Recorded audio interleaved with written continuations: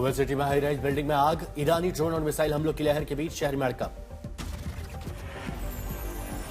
Missile हमलों से रात का आसमान जल उठा, सायरन की आवाजें गूंजती रहीं, सेना ने अलर्ट जारी किया। अमेरिका इजराइल के ईरान हमलों में 1300 से अधिक नागरिकों की मौत, यूएन राजदूत का दावा। अमेरिका ईरान के न्यूक्लियर स्टॉक पाइल को जब्त करने के लिए विशेष बल भेजने पर विचार। यूएस विशेष सेना की तैनाती पर मंथन, ईरान के परमाणु भंडार को सुरक्षित रखने की योजना।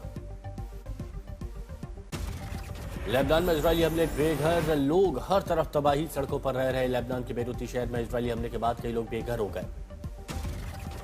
लेबनान के दयेह में शहीद चौक के पास लोगों ने रात चौक पर बिताई, तस्वीरें सामने आई।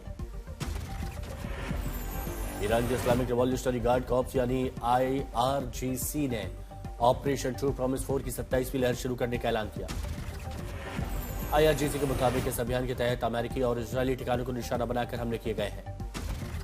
ईरान ने कहा है कि यह कार्रवाई अमेरिका और इजरायल की हालिया आक्रामकता के जवाब में की जा रही है। भारतीय दूतावास ने जारी की एडवाइजरी, यूएई में बिना अनुमति शूटिंग करने से बचें। यूएई में मिसाइल खतरे के बीच एयर डिफेंस सक्रिय, नागरिकों को सुरक्षित स्थान पर रहने की अपील। यूएई इंटरनल मिनिस्ट्री ने चेतावनी देते हुए कहा, आगे की अपडेट्स के लिए आधिकारिक वेबसाइट देखें। मिडिल ईस्ट में जारी जंग का आज 9वां दिन, इजरायल ने ईरान पर हमले तेज कर दिए हैं और कई अहम ठिकानों को निशाना बनाया। हमलों के बाद पूरे क्षेत्र में तनाव बढ़ा। खाड़ी देशों में जारी जंग के बीच दुबई में ईरान के ड्रोन हमलों से मरीना इलाके में हड़कंप, टावर का हिस्सा टूटकर गिरा। मरीना इलाके में हादसे में एक की मौत हुई और आसपास का इलाका डर और अफरा तफरी में डूब गया। यूएई में युद्ध शुरू होने के बाद मरने वालों की संख्या 4 पहुंच गई है। अधिकारियों ने कहा कि सभी मृतक विदेशी नागरिक थे। हालात बेहद तनावपूर्ण हैं, सुरक्षा एजेंसी लगातार स्थिति पर नजर बनाए हुए है।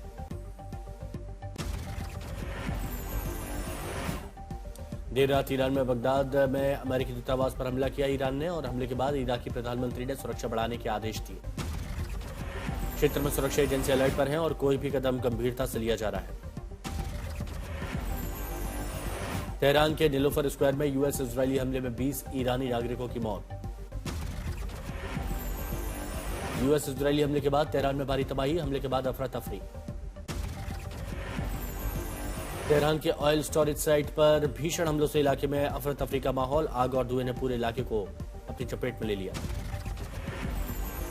हमले के बाद ईरान ने हाइफा की रिफाइनरियों को निशाना बनाने की चेतावनी दी। इराक के एरबिल एयरपोर्ट के नजदीक अमेरिकी बेस पर ड्रोन हमले से इलाके में मचा हड़कंप।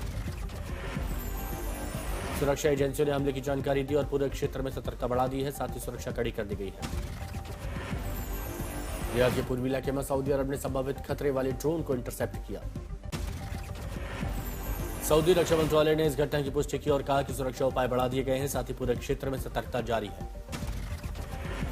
रियाद ने ईरान को चेतावनी दी है कि अगर सऊदी अरब और उसके ऊर्जा क्षेत्र पर लगातार हमले होते रहे तो जवाब उसी अंदाज में दिया जाएगा। ईरान की चेतावनी पर सऊदी अरब ने सुरक्षा कड़ी कर दी है और पूरे क्षेत्र में सतर्कता बढ़ा दी। ईरान के सुप्रीम नेशनल सिक्योरिटी काउंसिल के सेक्रेटरी अली लारिजानी ने क्षेत्रीय देशों से कहा है कि वो ईरान के खिलाफ अमेरिकी ठिकानों का इस्तेमाल करें। ईरान ने खाड़ी देशों को चेतावनी देते हुए कहा कि किसी भी तरह के हमलों या समर्थन पर ईरान तुरंत जवाब देगा।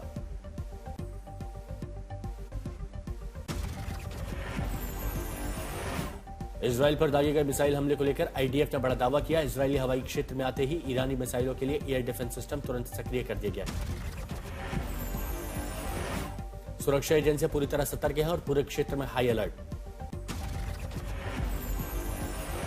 मिसाइल हमलों के खतरे के बाद पूरे इजरायल में हाई अलर्ट जारी कर दिया गया है, सुरक्षा व्यवस्था कड़ी कर दी गई है। आईडीएफ ने नागरिकों से सुरक्षित शेल्टर में जाने की और आपातकालीन अलर्ट का पालन करने और सभी सुरक्षा निर्देशों का पालन करने की अपील की।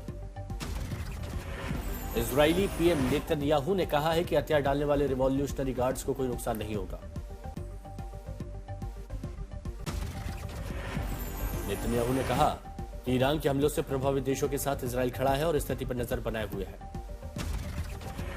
कतर के अमीर और अमेरिकी राष्ट्रपति के बीच फोन पर विस्तृत बातचीत हुई, जिसमें दोनों नेताओं ने मध्य पूर्व में जारी तनाव और खाड़ी देशों में सुरक्षा स्थिति पर चर्चा की। उन्होंने ईरानी हमलों के प्रभाव, क्षेत्रीय देशों की सुरक्षा, कूटनीतिक उपायों और संभावित समाधान के तरीके पर विस्तार से विचार विमर्श किया। कतर के अमीर ने चेतावनी दी है कि देश की सुरक्षा, संप्रभुता और राष्ट्रीय हितों की रक्षा के लिए हर जरूरी कदम उठाया जाएगा। कतर के अमीर ने कहा कि किसी भी खतरे या बाहरी हस्तक्षेप को बर्दाश्त नहीं किया जाएगा और कतर सतर्क है। इजराइल लेबनान सीमा पर बड़ी सैन्य तैनाती, हिजबुल्लाह के खिलाफ कार्रवाई के बीच टैंक और सैनिक नजर आए। इजराइल लेबनान सीमा पर सैन्य गतिविधियां बढ़ा दी गई हैं। हिजबुल्लाह के खिलाफ संभावित कार्रवाई के मद्देनजर सीमा पर टैंक और सैनिकों की बढ़ती मौजूदगी देखी गई। सुरक्षा एजेंसी अलर्ट पर। इजरायली हमले में लेबनान के मैफादोन में कम से कम 5 लोगों की मौत हो गई, कई घायल। राहत और रेस्क्यू जारी है। लेबनान के मैफादोन में प्रभावित इलाकों में बचाव कार्य जारी है। स्थानीय प्रशासन ने सुरक्षा बढ़ा दी है। फ्रांस ने यूएई से 4300 से अधिक नागरिकों को सुरक्षित निकाला, जो बढ़ते तनाव के खतरे के बीच एक बड़ा राहत। फ्रांस के विदेश मंत्री ने कहा है कि आगे भी कई और उड़ानों की योजनाएं बनाई गई हैं ताकि और लोगों को सुरक्षित निकाला जा सके। अमेरिकी राष्ट्रपति ट्रंप और प्रथम महिला ने 6 अमेरिकी सेना के सैनिकों के सम्मानपूर्वक अंत्येष्टि समारोह में हिस्सा लिया। समारोह में सैनिकों को अंतिम श्रद्धांजलि दी गई और उनकी शहादत को याद किया गया। परिवारों के प्रति संवेदना व्यक्त की गई। ट्रंप ने कहा यूके आखिरकार 2 एयरक्राफ्ट कैरियर्स को मध्य पूर्व भेजने पर गंभीरता से विचार कर रहा है, लेकिन अब उनकी जरूरत नहीं है। ट्रंप बोले, जो देश या लोग युद्ध में बाद में शामिल होते हैं उनकी मदद की अब आवश्यकता नहीं है और इसे हम याद रखेंगे। ट्रंप ने कहा कि वो कुर्दों को ईरान में नहीं भेजना चाहते। ट्रंप ने साफ किया कि अमेरिका ईरान में किसी दीर्घकालिक स्थिति में तलाश में नहीं है। ट्रंप ने ईरान में नए नेतृत्व की जरूरत पर भी जोर दिया और कहा कि बिना शर्त आत्मसमर्पण नहीं होगा तब तक हमले जारी रहेंगे। अमेरिकी अधिकारी विटकॉफ ने बड़ा बयान देते हुए कहा कि रूस को ईरान को किसी भी तरह की लक्ष्य संबंधी जानकारी या अन्य सहायता नहीं भेजनी चाहिए। विटकॉफ ने चेतावनी दी कि ऐसा कदम क्षेत्रीय तनाव को और बढ़ा सकता है। ज़ेलेंस्की और सऊदी क्राउन प्रिंस के बीच फोन पर बातचीत, मध्य पूर्व और खाड़ी क्षेत्र में सुरक्षा पर चर्चा। यूक्रेन के राष्ट्रपति ज़ेलेंस्की ने सऊदी अरब के क्राउन प्रिंस से ईरान में उत्पन्न खतरों और क्षेत्रीय स्थिरता पर विचार साझा किए। आईडीएफ का दावा, गलील क्षेत्र में रॉकेट हमले के लॉन्चर को नष्ट किया। हिजबुल्लाह के ठिकानों पर सख्त कार्रवाई जारी।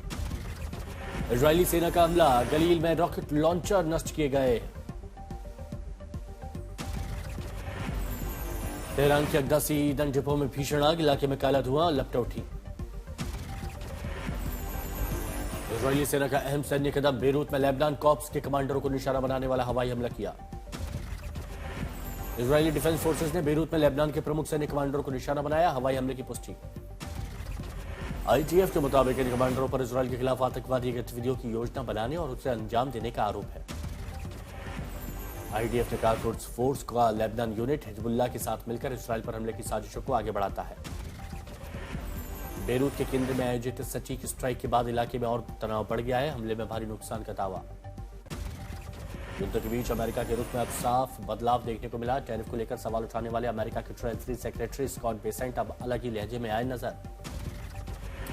अमेरिका के ट्रेजरी सेक्रेटरी स्कॉट बेसेंट ने कहा कि ट्रंप प्रशासन दुनिया में बड़े उपभोक्ता देशों को वैकल्पिक स्रोत तलाशने के लिए प्रोत्साहित कर रहा है।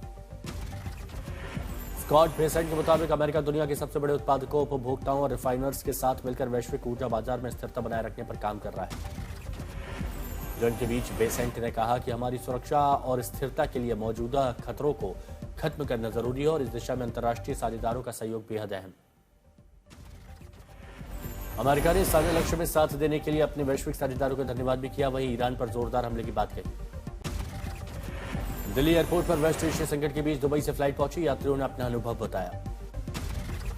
हिंद महासागर में ईरानी नेवी वॉरशिप पर हुए हमले पर पहली बार बोले विदेश मंत्री एस जयशंकर का ईरान की गुहार पर एक जहाज को कोच्चि पोर्ट पर जगा दिया। एस जयशंकर ने आगे कहा दूसरे शिप को पहुंचने में देरी हुई थी, तब तक हालात बदल गए थे।